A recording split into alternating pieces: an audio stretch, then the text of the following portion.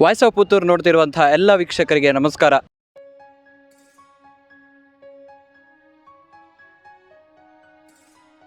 ವೀಕ್ಷಕರೇ, ನಾವೀಗ ಬೆಂಗಳೂರು ಕಂಬಳದ ಅನ್ನದ ಹಾಲ್ ಬಳಿ ಇದ್ದೇವೆ. ಇಲ್ಲೇ ಬೆಂಗಳೂರು ಕಂಬಳದ ಭೋಜನ ಇರ್ಬೋದು, ಬೆಳಗಿನ ಉಪಹಾರ ಇರ್ಬೋದು, ರಾತ್ರಿಯ ಊಟ ಇರ್ಬೋದು, ವ್ಯವಸ್ಥೆಯನ್ನು ಇಲ್ಲಿ ಬಹಳ ಅಚ್ಚುಕಟ್ಟಾಗಿ ಮಾಡಲಾಗಿದೆ. ಈ ಹಾಲಿಗೆ ಅನ್ನಬ್ರಹ್ಮ ಭೋಜನ ಗೃಹ ಅಂತ ಕೂಡ ಹೆಸರನ್ನು ಇಟ್ಟಿದ್ದಾರೆ. ಬಹಳ ವಿಶಾಲವಾದಂತಹ ಹಾಲ್, ಯಾವುದೇ ಸಮಸ್ಯೆ ಆಗದಂತೆ ಎಷ್ಟು ಜನ ಬಂದರೂ ಕೂಡ ಇಲ್ಲಿ ಮೇಂಟೈನ್ ಮಾಡುವಷ್ಟು ವ್ಯವಸ್ಥೆಯನ್ನು ಬಹಳ ಅಚ್ಚುಕಟ್ಟಾಗಿ ಮಾಡಿದ್ದಾರೆ ಅಂತಲೇ ಹೇಳ್ಬೋದು. ನಾವು ಊಟದ ಹಾಲಿನ ಒಳಗಡೆ ಇದ್ದೇವೆ. ಇಲ್ಲೀಗ ಬೆಳಗಿನ ಉಪಹಾರ ನಡೀತಾ ಇದೆ. ಕಂಬಳ ಕೋಣ ಜೊತೆ ಬಂದವರಿಗಿರ್ಬೋದು, ಅಥವಾ ಮಾಧ್ಯಮ ಮಿತ್ರರಿಗಿರ್ಬೋದು, ಅಥವಾ ಆರಕ್ಷಕರಿಗಿರ್ಬೋದು, ಎಲ್ರಿಗೂ ಇಲ್ಲಿ ಬೆಳಗಿನ ಉಪಹಾರದ ವ್ಯವಸ್ಥೆಯನ್ನು ಮಾಡಿದ್ದಾರೆ. ಇಲ್ಲಿ ಮಧ್ಯಾಹ್ನದ ಊಟ ಹಾಗೂ ರಾತ್ರಿಯ ಊಟದ ವ್ಯವಸ್ಥೆ ಕೂಡ ಇಲ್ಲಿ ಮಾಡ್ತಾರೆ, ಆದರೆ ಇದು ಸಾರ್ವಜನಿಕರಿಗೆ ಇರುವುದಿಲ್ಲ. ಈಗ ನೋಡ್ಬೋದು, ವ್ಯವಸ್ಥೆ ಬಹಳಷ್ಟು ಅಚ್ಚುಕಟ್ಟಾಗಿದೆ. ಸರಿಸುಮಾರು 10 ಕೌಂಟರ್ಗಳನ್ನು ಮಾಡಿದ್ದಾರೆ. ಯಾಕಂದರೆ ಬಹಳಷ್ಟು ಜನ ಬರೋದ್ರಿಂದ ತುಂಬ ರಶ್ ಆಗಿರುತ್ತೆ. ಅದನ್ನೆಲ್ಲ ಯಾವುದೇ ಸಮಸ್ಯೆ ಇಲ್ಲದಂತೆ ಸರಾಗವಾಗಿ ಉಪಹಾರ ಇರ್ಬೋದು, ಊಟ ಇರ್ಬೋದು, ಇದನ್ನೆಲ್ಲ ನಡೆಸಲಿಕ್ಕೆ 10 ಕೌಂಟರ್ಗಳಿಗಿಂತ ಹೆಚ್ಚು ಕೌಂಟರ್ಗಳು ಇಲ್ಲಿದೆ. ತಿಂಡಿಗೆ ಬೇರೆ ಇದೆ ಹಾಗೂ ಚಹಾ ಕಾಫಿಗೆ ಬೇರೆ ಕೌಂಟರ್ಗಳಿದೆ. ವಿಶಾಲವಾದ ಹಾಲಲ್ಲಿ ಈಗ ಈ ವ್ಯವಸ್ಥೆಯನ್ನು ಮಾಡಿದ್ದಾರೆ.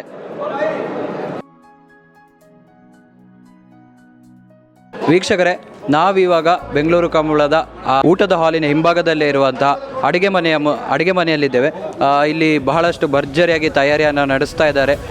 ಬಂದವರಿಗೆ ಯಾವುದೇ ರೀತಿಯ ಊಟದ ಕೊರತೆ ಆಗದಂತೆ ಸರಾಗವಾಗಿ ಅನ್ನ ಹಾಗೂ ತಿಂಡಿಯನ್ನು ಸಪ್ಲೈಗಾಗಿ ಭಾಳ ರುಚಿಯಾಗಿ ಇಲ್ಲಿ ರೆಡಿ ಮಾಡ್ತಾ ಇದ್ದಾರೆ. ವಿಶೇಷ ಏನಂತ ಅಂದರೆ ವೆಜ್ ಮತ್ತು ನಾನ್ ವೆಜ್ ಎರಡೂ ಬಗೆಯ ಊಟ ಉಪಹಾರಗಳು ಇಲ್ಲಿ ಬಂದವರಿಗೆ ಲಭ್ಯ ಇದೆ.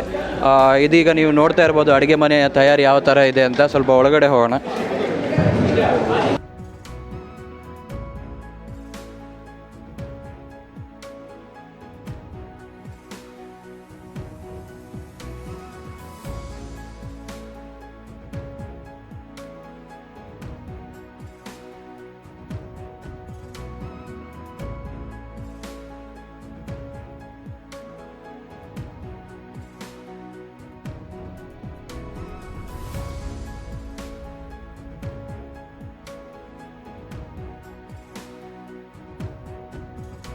ವೀಕ್ಷಕರೇ, ನೀವಿವಾಗ ಇಲ್ಲಿ ನೋಡ್ತಾ ಇರ್ಬೋದು, ಬೆಳಗಿನ ತಿಂಡಿಗೆ ಇಡ್ಲಿಯನ್ನು ತಯಾರು ಮಾಡಿದ್ದಾರೆ. ಈಗ ಇಡ್ಲಿ ಇಲ್ಲಿ ಬೇಯ್ತಾ ಇದೆ. ಹಾಗೆ ಆ ಕಡೆ ಮಧ್ಯಾಹ್ನದ ಊಟಕ್ಕೆ ಕೂಡ ಬೃಹತ್ ಪಾತ್ರೆಗಳಲ್ಲಿ ಅಡುಗೆಯನ್ನು ತಯಾರು ಮಾಡ್ತಾ ಇದ್ದಾರೆ.